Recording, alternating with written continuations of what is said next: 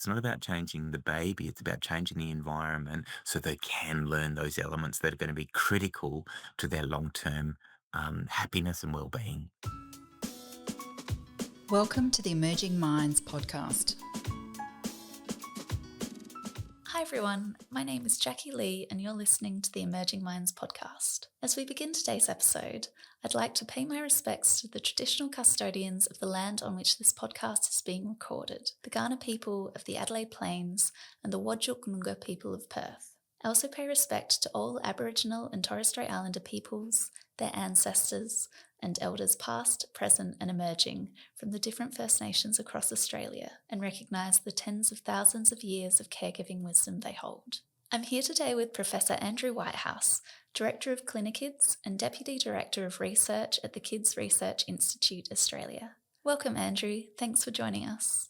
Thank you so much for having me. So, to start, could you please introduce yourself to our listeners and tell us a bit more about your work?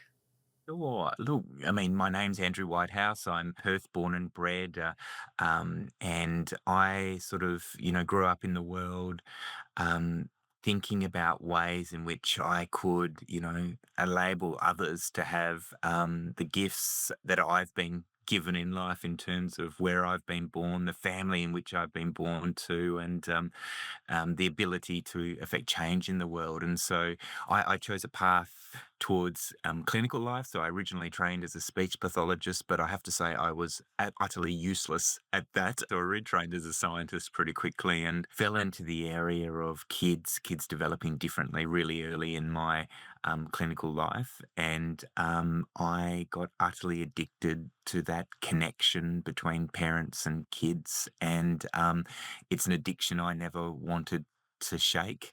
And so I've sought a career in science to find out new ways in which we can help parents and kids connect with each other and to help those babies and kids be whoever they want to be in the world.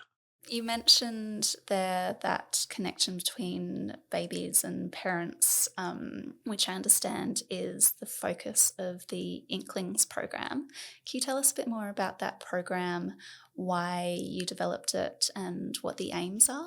Yeah, look, absolutely.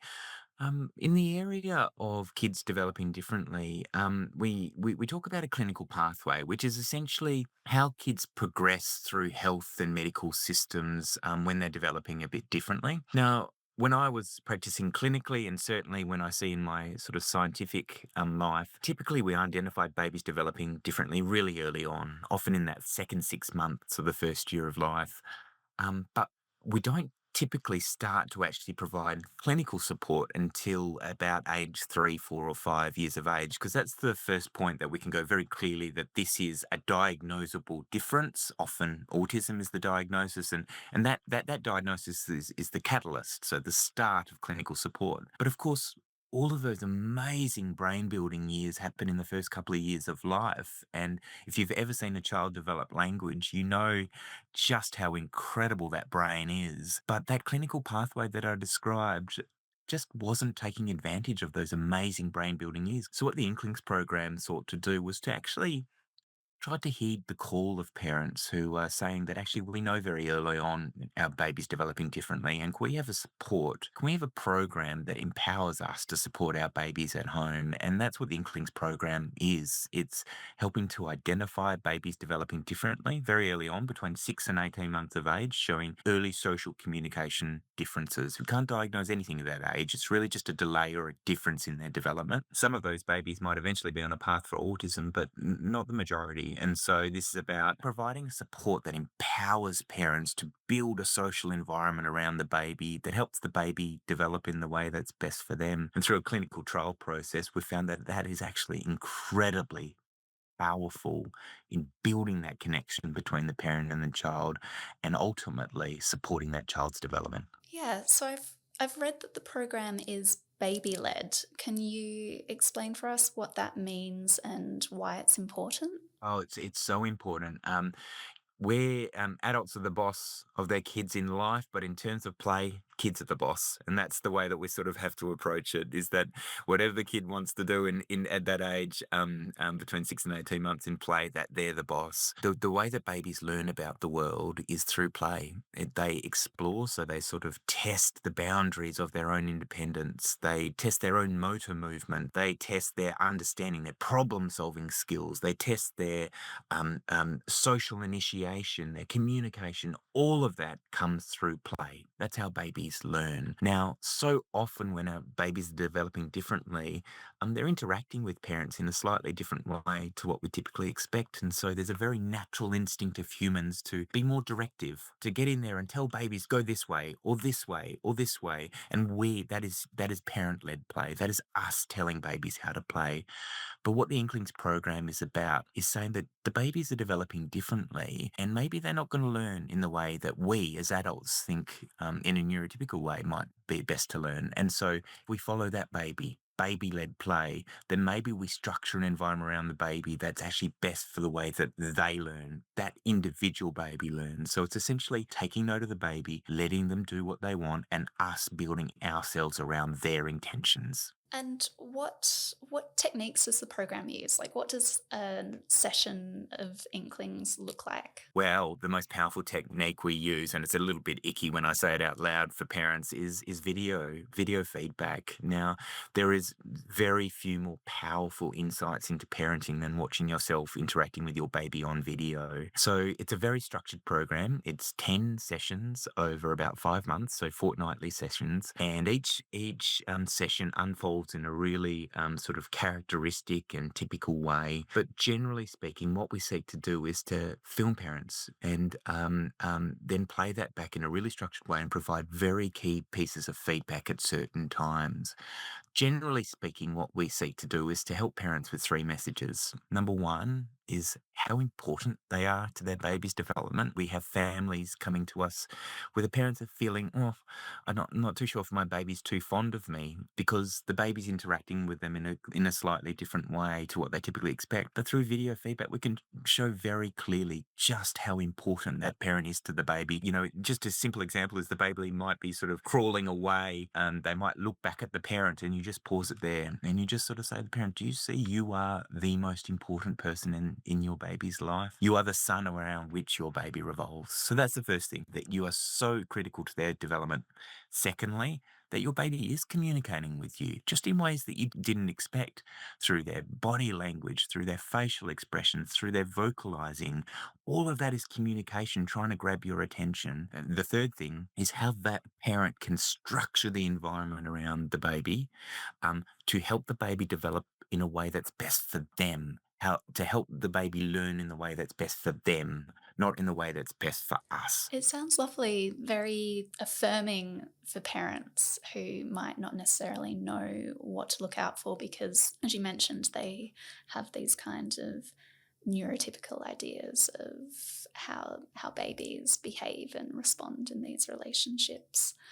Before we go any further, could you explain for our listeners what you mean when you talk about social interaction and communication development? You know, when I think about social interaction and communication, I always go back to these amazing studies that have happened sort of, over the last 20, 30 years. All took place within the maternity ward. That when babies are born, there were these experiments that showed that babies look at the face more than they look at arms. They look at the eyes more than they look at ears. Babies are born knowing that social interaction and communication are the most important things that we will ever do. Social interaction and communication is hardwired in all of us. It's just that for some babies, it happens in a different way. So, really, from the earliest moments, babies interact. They use their eye contact, they use their body language, they use vocalizing, they use gaze. All of these things is communication. And actually, you can have whole non-verbal 8, 10 turn back and forward communication just through the use of body language and eyes. And as I mentioned, that some babies typically go through a path all the way through to learning words and then sentences, but not all babies. And sometimes they're interacting in a different way, and maybe that non-verbal communication will last longer than we expect typically. What we help parents to understand is that that is still communication, that your baby is desperate to communicate with you. What we help parents do is to read their baby's mind, to understand what their baby's intention is, so they can then be a good communication partner back. You mentioned there things like eye contact, vocalizations, body language. What might a parent notice that suggests their child may have some differences in these areas? Not one thing. That's a really important thing to say, that development happens at all different paces for different babies. Milestones are super, super important, but they can also be really misleading because they say that by 12 months, all babies should be standing or walking. It's an important marker to have, but it can also sort of raise the anxiety around, oh, because of course there's variation around that. So what we tend to look at is a cluster of behaviors. So let's take like a 12-month-old baby. Typically what we'd be expecting is that baby is able to respond to their name, just not necessarily, through vocalizing, but through a switch of attention when the baby hears their name. We'd be expecting babies to be able to imitate certain things. Imitation is so important for how we learn. So wave bye-bye, clapping hands, those kind of things. We expect a certain degree of eye contact, because eye contact, again, is another way that babies learn. That's not to say that it's the only way, but it is an important way in which babies learn. Other things such as showing parents things because it interests them, that, oh, look at this toy, mum, look at this toy, dad, take a look at this. Now, all of these in and of themselves, one-offs, if we're not seeing that, it's nothing for us to raise our kind of attention. But if we start to see 3, 4, 5 of these different behaviors within the same baby, not being apparent, then we start to go, let's provide this baby a little bit more of attention than otherwise. So again, it's not one marker, it's a cluster of markers that help us identify the general developmental track of a baby. You mentioned before sort of neurotypical ideas around development. I'm wondering, how does the Inklings program align with the social model of disability and a neuro-affirming approach? Yeah, I think it's a great question because it's something that we had in mind all the way along the development process. So this is what we would call part of the new generation of supports, where the co-designing and the collaboration with the disability community has been critical to how it's emerged. So the medical model of disability says that the impairment is with the individual, and the individual needs to fit with society. What the social model does is flip that on its head and say that actually so much of the disability is being generated by a world that's not accommodated to individual needs. And that's essentially what the Inklings program is. It's saying that the baby is beautiful however they come into the world, and what we need to do is structure an environment around the baby that is unique to them. Let's change the environment around the baby that's unique to them to help them learn in a way that's best for them. So it's exactly responding to that social model where we're changing the environment to meet the needs of the baby. And that aligns with the neuro-affirming lens as well, that any kind of difference isn't a bad thing. There are all different kinds of brains out there. Yeah, that's exactly right. It's spot on. And the neuroaffirming approach is it's about, they're all different types of brains, and that's to be nurtured and cherished and not to be changed. And again, it's about actually let's change the environment so the baby learns in the way that's best for them. It's not about changing behavior. It's about adapting an environment to meet the neurotype. Now, it so happens that actually when you change the environment to meet the neurotype, a lot of the sort of internal disability that we might see around disability in communication, for example, actually is reduced because, of course, the baby's learning in the way that's best for them. It's just a logical extension of it. But at the core of the program, it's not about changing the baby, it's about changing the environment so they can learn those elements that are going to be critical to their long-term happiness and well-being. So I had seen some concerns raised online that the program encourages masking in babies and aims to reduce autism diagnoses, but it sounds like that's not the case. Oh gosh, no, not at all, not at all. And in fact, the program has been really very much co-developed along with our autistic colleagues all the way. A couple of things to say there is that firstly, babies can't mask. Babies are young and intentional beings and simply don't have that ability to mask. We've done some consultation work with hundreds of autistic colleagues across the world and collaborators across the world. And at the core of the sort of the desires of our autistic colleagues has been about developing interventions and supports that are actually about nurturing the baby as to how they are and changing that environment around the baby. What are some of the key findings that have emerged from the Inklings trials in Western Australia and now South Australia?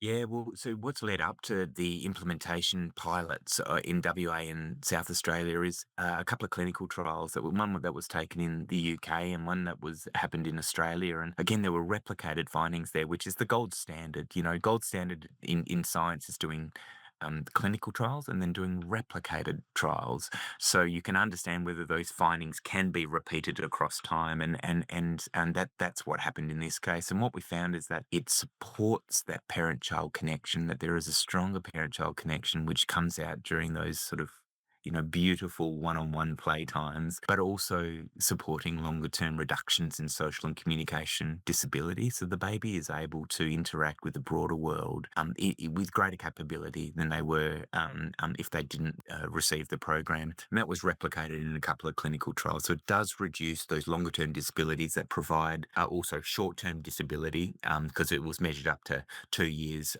post the end of the program, that do provide barriers for longer term development. Now, those trials provide the evidence that were the catalyst for the big implementation pilots that are happening in WA and SA at the moment, and those data are now being collected, and it'll be really important for us to understand that what we saw in the clinical trials, when it goes out in the big wide world, do we also see those really impressive and exciting results? So that still remains to be seen. Are there any plans to do sort of a longer term follow up study, sort of beyond that 2 years post the program? Just thinking about when kids get into school, for example, and how complicated and challenging those environments can be. The longer term studies that are the absolute utopia. They take enormous amount of resources over a long, long time. So the initial studies in the UK and the Australia we were funded and were resourced to follow kids up to 2 years after the end of the program. That in itself is pretty remarkable in the field. Often the field really only studies people immediately after the end of the program. So we were really excited to see in both trials, not just to be resourced to actually do that, but also to see replicated results up to 2 years after the end. Those trials were not designed for longer term follow up, but certainly the ultimate is to do those longer term follow up. What platform, what foundation does the Inklings program provide for, those longer term outcomes in terms of school and beyond? So certainly that's on our radar. Well, maybe there's a rich philanthropist listening to this podcast who might want Well, to it's get in the touch. absolute ultimate. I just want to make the point here is that in terms of childhood, you change the start of the story, you change the story, and uh, so often in the area of difference in early childhood development, we're really only coming in at chapter 3 or 4, and the ability to change that story at that point is limited. Now, when I'm talking about story, what I'm talking about is the barriers in which that child is going to face in life. What we found through the Inklings program is by providing it earlier and at the time at which the parents and the child needs it the most, you can actually set the child on a path, developmental trajectory to reduce longer term barriers. You can't do that to the same extent if we only come in at chapter 3 or 4. The ultimate is we want that child to have the same opportunities as every other child to be whomever they want to be. And by providing that support early in life, that's the goal. Did you know we have another podcast specifically for parents and caregivers? The Emerging Minds Families podcast features conversations with practitioners, community leaders, and lived experience advocates. Recent episodes have explored masculinity, children's experiences of anxiety, and tips for talking to children and young people about pornography and consent. You'll also find a special parent focused conversation with Andrew to complement this episode. Search for Emerging Minds Families in your favourite podcast app or head to emergingminds.com.au/families for more information. Now, back to the show. Inklings is obviously centred on supporting children with developmental differences, but how can the findings that have come out of these trials and eventually the pilots in WA and SA, how can those findings benefit practitioners' work with infants and families more broadly? Well, for starters, by providing something that is clearly evidence based.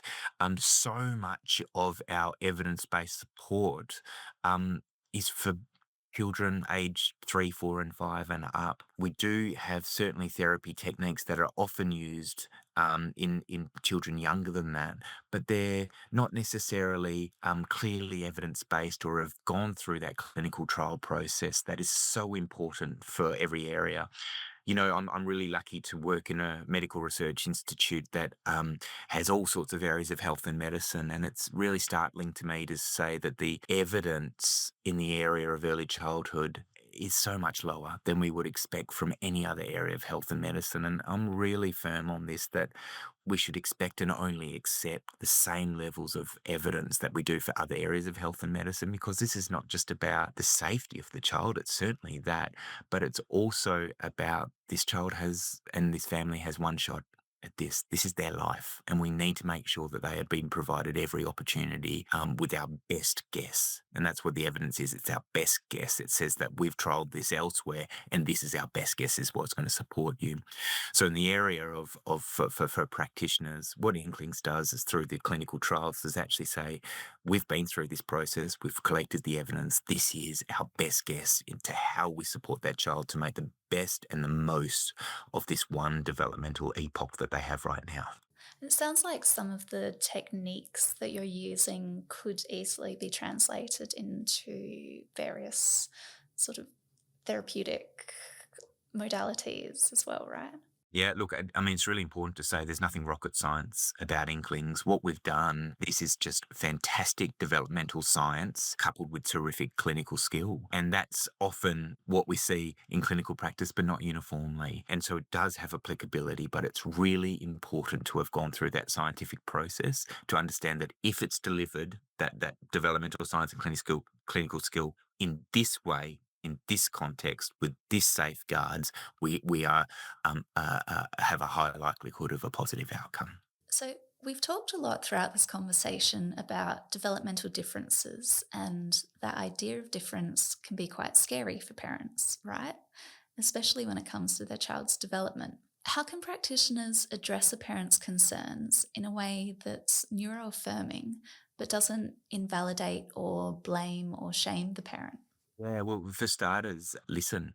Listen, what happens when we become practitioners is we see babies developing differently, dozens a week, and it's during the hurly burly of life. It's really it can become challenging to always remember that 60 minutes or 45 minutes that family is spending with you is perhaps amongst the most important 45 minutes that parent has spent in their whole parenthood journey. And I know most clinicians are just absolutely brilliant at this. Sometimes it's really hard when we're racing between various things. So, firstly, is listen to understand how important this conversation is to that parent, validate their concerns, and that understand where that parent is at that particular time. We've got to meet kids and families um, where they are right now. And that might be at a stage where they are ready to embrace difference in their babies. There might be a time where they're not. And what can we do with that child and family first in mind to help support them on the journey so that that asset, that sort of superpower that I mentioned, that love between a parent and child remains first and foremost, and we can use that and leverage that to support the child going forward. That flows nicely into my next question, which was around how does Inklings help parents to recognize and maybe gently let go of any neurotypical beliefs they might be holding about how their babies should behave?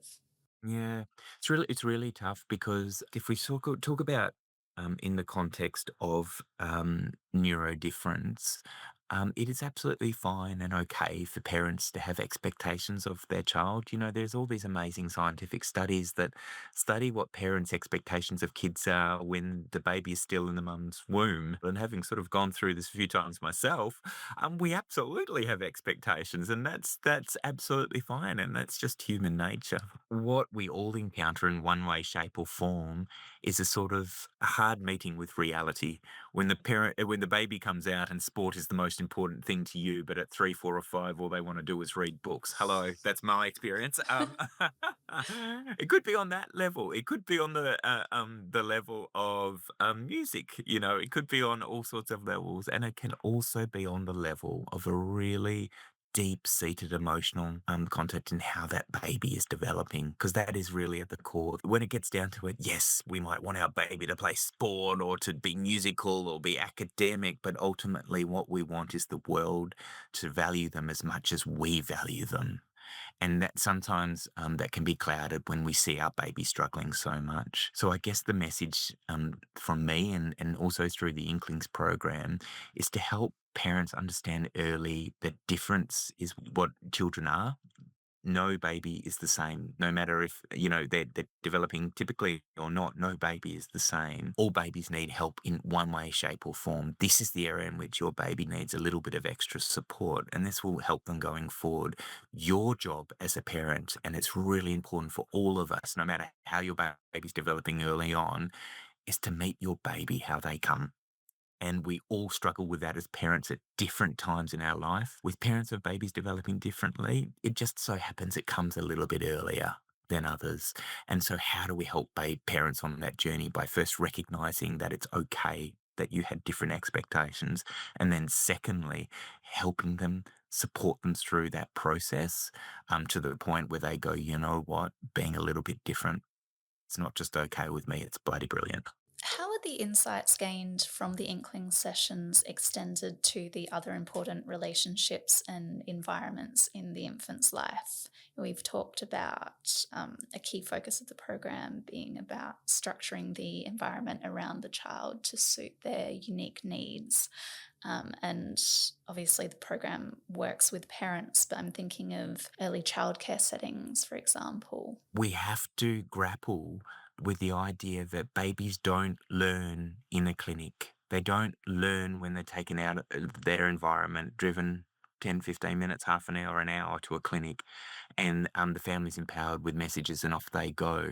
That may have an effect, but in those early phases, what we need to do is support kids and families where they exist, where with the people, places, and spaces in which they inhabit and interact every day of their lives. So it's about, you know, empowering parents within the home, but it's also in early childhood education and care, which provides a hugely important opportunity for equity in terms of developmental outcomes across different communities in Australia and across the world. And so, how can we ensure that early childhood educators are empowered with the same message amidst the hurly-burly? Take the time to invest in play, because that is exactly how parent and babies will learn, but not just in play that is led by you, but how do you create a space, the time, the attention, the energy to help that baby explore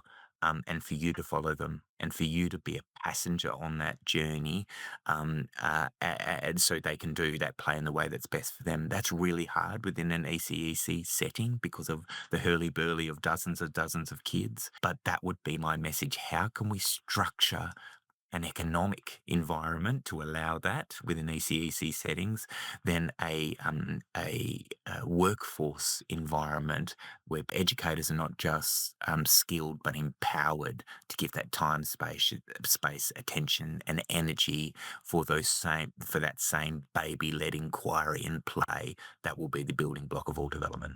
And it's tough, right? You know, we can't have centres operating at losses, but we also at the same time have to get to grips with all the science that we know in how kids develop. The soil in which kids grow is time, space, attention, and energy. In 2025, we've never been shorter on that in human history. So, what can we do to rebuild that in the everyday settings in which kids live? Yep, the home. Absolutely. Time, space, attention, energy. Boy, is that short. Are we short of that in my household? And I'm sure the household of many listeners as well. But also in ECEC settings, how can we create a fertile environment of 8, 9, 10 hours a day in which kids can truly develop in the way that we're evolved to develop? We've spoken a lot about the Inklings program this episode, but I understand that's just one part of your role at CliniKids. Thinking about your research work more broadly, what are some of the most compelling findings you've made about autistic children's mental health and well-being, and the well-being of their families as well? I think one of the clearest findings that we've had is that the Holy Grail in the context of the clinical support for autism. So how do we best support kids through a therapeutic sort of program to help them be whoever they want, reduce their disability barriers in life. The holy grail is that kids present to us very differently. There can be a child at, let's say, age 5 who doesn't have verbal language and might have intellectual disability, all the way through to a child who's highly verbal and be very academic and everything in between. How do we best match that child and the individual characteristics of the child with a program that is best for them? That's the holy grail. We don't have that answer yet. We don't have our first line, second line, third line sort of therapy support through which we sort of go through. But ultimately, I think the biggest thing that we found throughout our and this is an active program of research. How do we develop that sort of personalized matching of therapies and support so families don't have to go through a trial and error approach? But ultimately, the most uniform finding that we've had is that the most universally sort of strong predictor of child outcomes is the health and well-being of the family unit around that child. Is that what can we do to support that child, that family around the child to support that child? Families start to crumble in terms of their sort of economic resources, their physical resources, their mental health, their passion, their energy, all of that kind of stuff. Then ultimately the environment around the child is going to suffer and the child outcomes are going to suffer. So first and foremost, what we've found is that the biggest predictor of a positive outcome for children is the health and well-being of the family. And that really boils down to that becoming a key therapeutic aim for everything that we seek to do. What message might you have for any decision makers who might be listening to this episode around how they can best support children and families who are showing developmental differences? Look, I think in terms of how our systems support kids and families, the biggest thing that our systems need reform in is to support kids and families for who they are, not what diagnosis they have. What we've seen through our education systems around Australia, but also through the National Disability Insurance Scheme, is the sort of gravitation towards diagnosis, that diagnosis is an entry point for providing support. That was not what diagnosis was ever designed to be. Diagnosis is there to help parental and the child understanding about the journey they've been on to that point, but also to inform clinical management going forward. It was never designed to be a threshold that if you meet this criteria, then you get support. But for understandable reasons that were once understandable, but now really unforgivable, we've used diagnosis as a gateway, that you get a diagnosis, then off you go to support. But what that's done is driven wait lists, which means that families might need to wait 2-3 years on a wait list before often they receive any kind of meaningful clinical support. What we do know through neuroscience that 2 to 3 year wait list in the context of a 2-year-old child, 2, 3-year-old child, that's half their life, by the time they get to 5. And that so much of our wonderful opportunities to support that child have gone past us. So what I think is the most important thing we can do is to actually treat families and kids in particular for how they come. If a child is developing differently and requires support, irrespective of diagnosis, they need that support. They need it promptly, and they need it through an evidence-based lens. They need evidence-based support at a time that they need it. So I think that's the biggest reform that we can do, is to remove diagnosis from our systems. Diagnosis is an important part of understanding the child and their development. And also ultimately, in the end, for that child and the family to understand themselves. But in the context of early childhood, we need to provide kids support based on who they are, their strengths, their challenges, not on what diagnostic criteria they meet. We also know that actually not everyone would require this, 10 session program. And so what can we do to embed the messages that you're important to your baby communicates with you, and your job as a parent, amongst all the love and the survival needs that you need to support with that baby, is to actually structure an environment for them to thrive socially and with their communication. Those are important messages for every parent, and so often we get families saying that, oh, look, every family should have this, and I wish I had it earlier. Absolutely. To close the episode, can you tell us who is eligible for the Inklings program and how they can register? Do they need a referral at all? Yeah, so babies don't need a referral. You can self-refer into the program, but certainly health professionals can refer as well. So if they go to that website, inklings.org.au, you'll see it all there. Great. We'll put the link to the website in the show notes as well. Thank you so much for joining us, Andrew. It's been a pleasure chatting with you, and I look forward to seeing what you do next. No worries. Thank you to you. Thanks for listening. If you enjoyed this episode, please subscribe to our channel, leave us a rating or review, or share the episode with a friend, colleague, or family member. Take care, and we look forward to seeing you next time. Visit our website today at emergingminds.com.au to access a range of resources to assist your practice. Brought to you by the National Workforce Centre for Child Mental Health, led by Emerging Minds, the centre is funded by the Australian Government Department of Health, Disability and Ageing under the National Support for Child and Youth Mental Health Program.